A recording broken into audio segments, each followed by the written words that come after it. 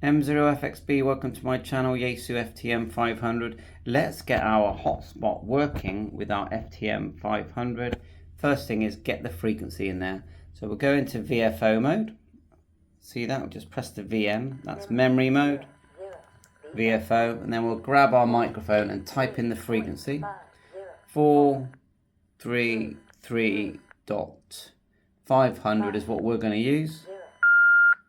Frequencies in there. Now we need to just make sure it's a simplex frequency, and we don't need to have a tone. So we hold down the function button here, hold it down, and if you start off, now the way you can go up and down these blue menus is turning the lower knob here, look. So you go through the titles, and then within the titles you can turn off what you don't need. So squelch type, we want that off. So in the signaling menu, turn the top knob, squelch type, and you want that off. So you just press it and press it again, and then turn it on and off. Sorry about this. And just turn it, look. Tone encode, tone squelch. You just want it off. Back out with the back button down here at the bottom right. Hold it again and just go to config this time. So turn the bottom knob up to config. Then scroll up. Where is it? We're looking for shift. Repeater shift. We want that off. Again, just press it. And if it's on, minus or plus, turn it to off. Back out completely with the back button. So we have a simplex frequency. Let's save that to our memory. We do need to make sure it's C4FM. Just press the DX button until we've got DN. And I prefer it with without the line, then it will lock it into digital now. So that's C4FM. The other thing is we need to make sure that our call sign is in the radio. So hold down the menu button. Go all the way down, turn the bottom knob until you want 121. Keep going, there it is there. It looks like there's nothing there, but turn again, 121. It says call sign. Press the function knob, and you want to type in your call sign and then press it again. So M0FXB, and you can put in some digits afterwards. So put your call sign in there, otherwise it's not going to work on a hotspot. And let's back out completely. You know if it's gone in there because when you turn it off, and then turn the device back on.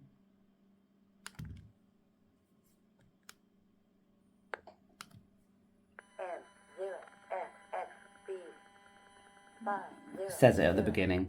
So, moving on to our hotspots. Most of the ones that people buy look like this. Now you could put an adapter in there and use Ethernet, but we're not going to do that. We're going to go via the SD card. So take the SD card out, pull the SD card out of your hotspot. Now I'm hoping that you've already got the Pistar image on there so that will run your hotspot, but if not, I'll quickly show you how to put that on there, but you shouldn't need to, but you are going to need to add your Wi-Fi details. Just quickly before I move on, let's add the channel to our memory. So all you do is hold down VM, it will select a channel and then press the function button and write. If we go back to memory mode now, it's there under 030, and if you want to tag it, make sure you're in memory mode on the channel, hold down VM again, turn it up to the channel with this knob here, then press, and you're going to get the option to edit. And now you can turn the knob again a couple of times down till it says tag push, and then you can put in the word hotspot. There you go.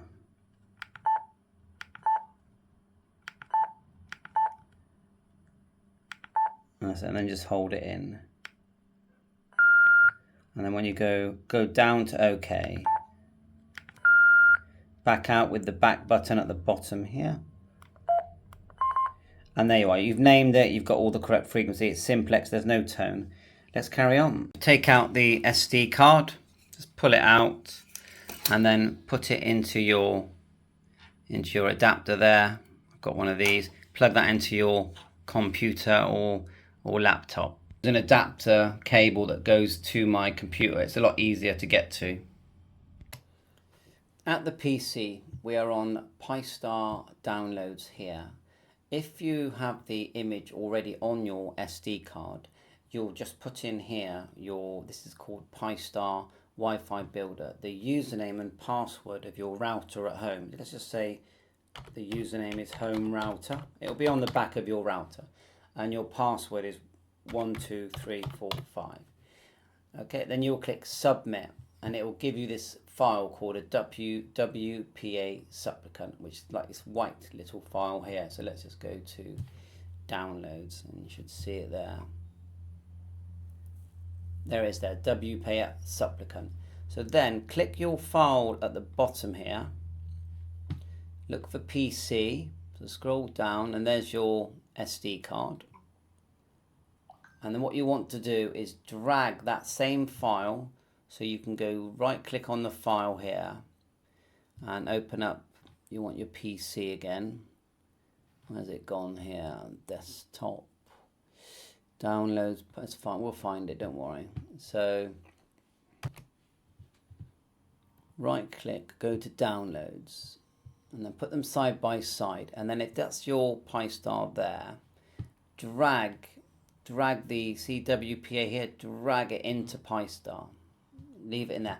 Now mine hasn't got the image on there, so let's show you how to transfer the image if you haven't got one. Go to your Pistar downloads, select, I always choose the bottom from, not the very last one, but the one from the bottom with my jumbo hotspot. Click that and it will download the Pistar image. You're then going to use a program called BALENA ETCHER, which looks like this. I'll put a link in the description for you to download this. So once the SD card is plugged into the PC, you'll be able to then load that on. So we'll go flash from file. We'll choose to go to my downloads, and there's Pistar there. It's going to get the Pistar image. It's almost like a mini hard drive. Then select the target. The target is going to be the USB flash drive plugged into your PC. Click select and then flash. Yes. And it's going to go all the way across. It's going to load that into your system, it's going to load the image into your SD card. And then at the end of that, I would add into your SD card the WPA file that I've just shown you. Then get the SD card and put it back into your hotspot. There, just grab your SD card and then just put it back into your hotspot. Okay, repower your hotspot. Don't expect to see much on the screen yet, but power it up. You've got the SD card back in. Now we need to find our hotspot. So what I do is I download this program called ANGRYIP Scanner, and I do a search here, and it will search everything. And we're looking for something that says Pistar. Let it finish. It's easy to download. Just click free download and run it. And when the window opens, it looks like this here. You can see my FTM500 there at the bottom. The other way is to just go into your router. If you look at my router here, scroll down. Mine's under Pistar black box, and it's actually giving me the IP address there. But if you want to search it, go to the ANGRYIP, and then you're looking for it to show up. Now you do need to make sure that your computer, if you click your Wi-Fi, is on the same network. So whichever username and password that you put into your SD card, remember we did that WPA file, it has to be the same network. You can't be on different networks. They can be both wired and Wi-Fi, but the same, basically connecting to the same router. So let's just look for the search results, close, and now we're looking for something that says Pistar on here. Let's have a look. So mine actually hasn't come up with the word Pistar, but I can see here it's got 107. And so if we look here at my router search here, 107, that's the IP address. So put that IP address into your search bar. So open a new tab, click here, and go 192, and then you want it to go 107, and then hit enter. And you're going to get to this page here, and then it's going to ask you for a password to configure this. So click configuration, and the password is pi-star and then raspberry, RASPBERRY. Sign in, and you're going to get to this window here. This is where we're going to start trying to talk to our hotspot. So first thing, get your call sign in at the top here where it says node call sign. That's why it's so important that you get that in, M0FXB. Then the same frequency that we've got on the screen there, so which is 433, and then check your band plan to make sure you're using the right frequency for your country, 433-500, and then we're going to click apply for now. We don't have to fill everything out now. Now I haven't touched the top here where it says simplex and MMDVM host because I have a simplex hotspot. If you've got a dual one, the setup's different but similar. So click apply, should be quite quick with these newer Pi 02s etc. When you click apply, it's entering your call sign. We still haven't activated the screen yet. At the moment, if you look, the screen is black. Give that a minute and be patient. We are connected via Wi-Fi, and that will show up here. If you scroll down to the bottom, you'll see that we are. If you're stuck on this, just connect a Wi-Fi adapter. You can buy them very inexpensively to the other USB ports. You've got another USB port on the other side here. See if I can show you that, where the cable is. There's another USB port there. You can plug in to that. You can plug in a USB Ethernet connector, and you can do it via Ethernet. Anyway, click OK here. So, right, that's step one. The next step is at the top here on the left. See where it says YSF mode? Hit there, and this little slider will go back and forth. Make sure that's on. Scroll down, and now we have to select our radio modem type. This is important. It's telling this software which hotspot we've got. So I just go right to the bottom normally. Where is it? You're looking for STM. Where is it? And with GPO at the end. It's very important you get the right one. We'll find it. So many to choose from. There it is there. So how many is that from the top? Oh, it's quite a long way down. So about halfway down. STM MMDVM hat with GPIO at the end. So STM32 DVM MMDVM HS Raspberry Pi hat GPIO. If you don't choose that one, it's gonna, it's not gonna work. But you could just type for, if you can't find it, try doing this. Go drop down and just type in STM, and look, it'll find the two. And we're not using USB, we're using GPIO. Click that, and we're gonna go. Can we do the screen yet? Oh yeah, look, we can select the screen. So on these smaller black hotspots or Zumspot types, they use OLED. So I'm just going to put OLED type 3 for now. They've got some more selections here. I'll leave that one for now. And I'll leave the G4KLX apply. So now the screen in theory should come to life. And we might even hear something, although we haven't connected to anything yet. We might actually hear something. So again, you have to be patient with this. The good thing about a hotspot is that it's like having a repeater at home. You can connect to the world. Instead of having to reach, say, a repeater on a hill, you can just reach the one in your front room or in your shack. And that's very, very handy and quite good fun as well. So let's just give that a minute to go. So fast forward if this has taken ages for you. So you get this screen now. Turn up the volume on the left here, volume here. Let's scroll down. So we've got the hat, and we've told it to link to America link. Got the YSF, we've got our course. Well, we're going to put in our DMR ID, although that's actually not needed when you're using C4FM. 433-500. So just going to apply that, my DMR number. Right, that's all in. We've got the screen connected. Go to dashboard. It's showing that we're not connected yet. So we go configuration.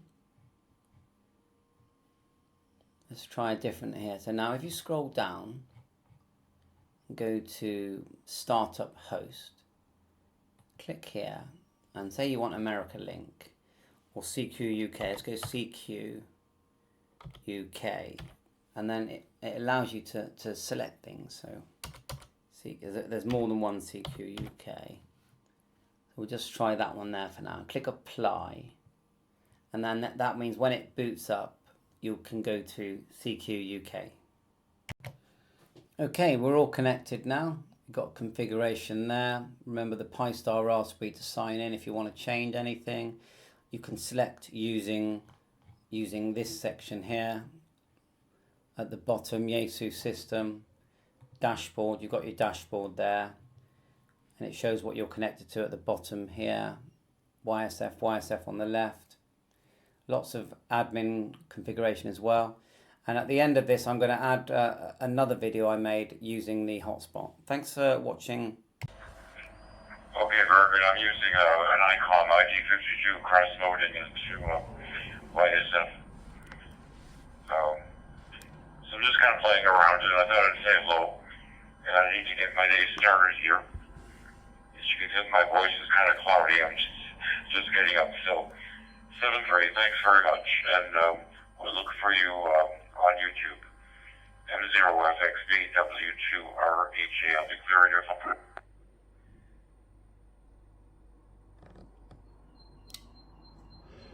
W2RHA. Yeah, thanks for the copy. I'm just about to hit the X button to see how that functionality works. And yeah, catch you later. 7-3.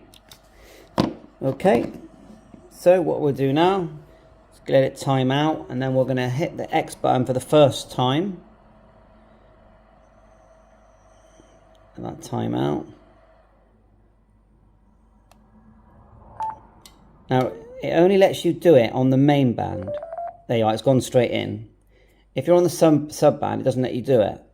So what's the point of having the X button? I was having a good contact there, just using the the memory channel. The point is that you don't need to go to your computer to change rooms. Yeah, the dashboard that I showed you earlier. You can literally just tap the screen.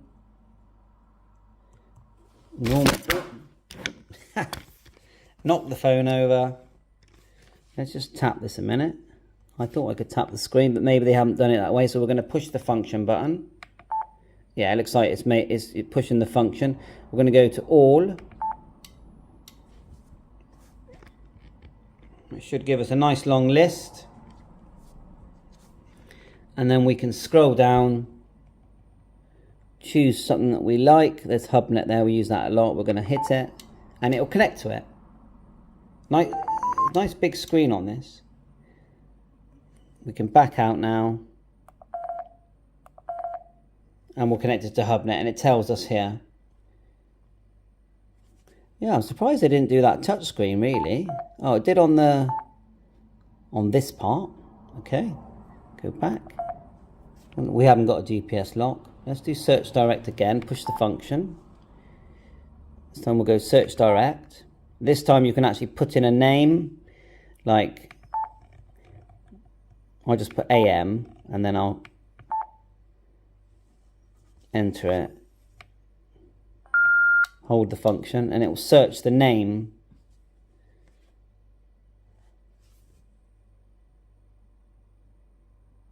Let's back out, see if it search direct function A M, then we'll hold down function. Wait a bit longer this time. Right, we didn't get any results there. Let's just push some of these things. So we go turn it back one to M0FXB pi, push function and see what we see.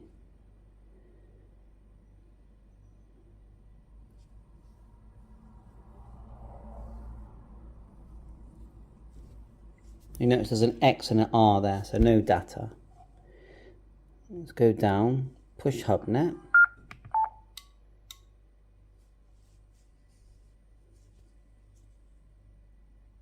So once we're in a list here, we have connected and it has connected to it. We have to go back one, and it does show that we're connected, but we have to go back one with the back button here. We're going to do that again because it's different than the manual showing. So we're going to go search direct, all,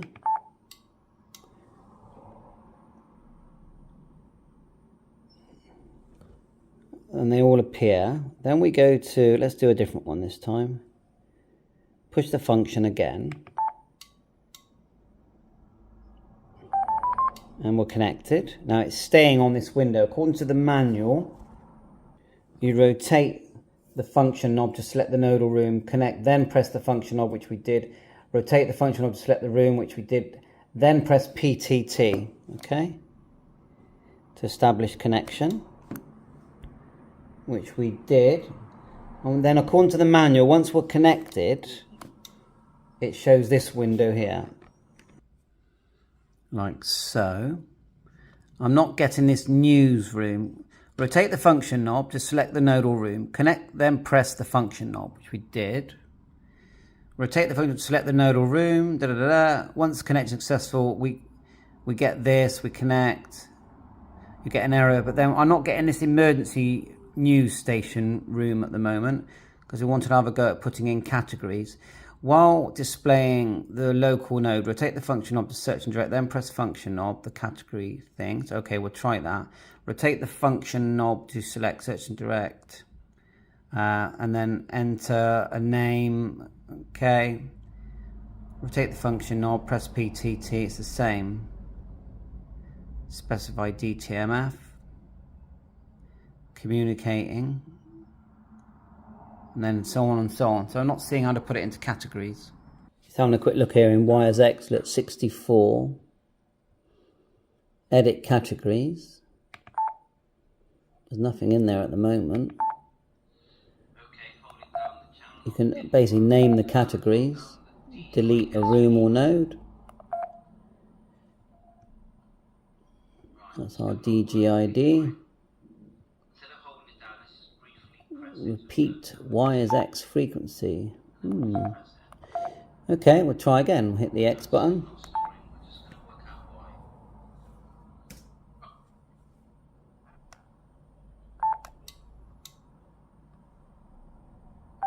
Well, it's connecting in fine. Search. I just want to know how do we put it into a category. If I select that, it just connects it here.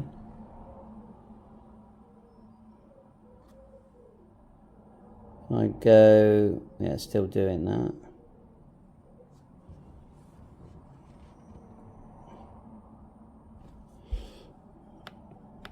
That doesn't do anything. Yeah, just each time I press the function button, it connects.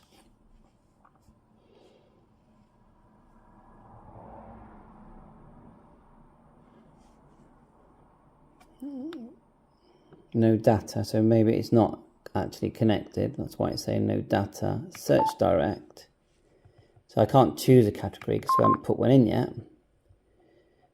Search direct. Let's do. It's quite a long way of typing, isn't it? They should do Bluetooth keyboard. You know, it's a modern product, but the Bluetooth's a bit not modern. Let's just try that. Hold it. See if it finds. And it says no data, so it hasn't found anything. So we just do all again. It will find a list. Let's go to one that we know is active. So Hubnet. And so we're in. That's Hubnet via...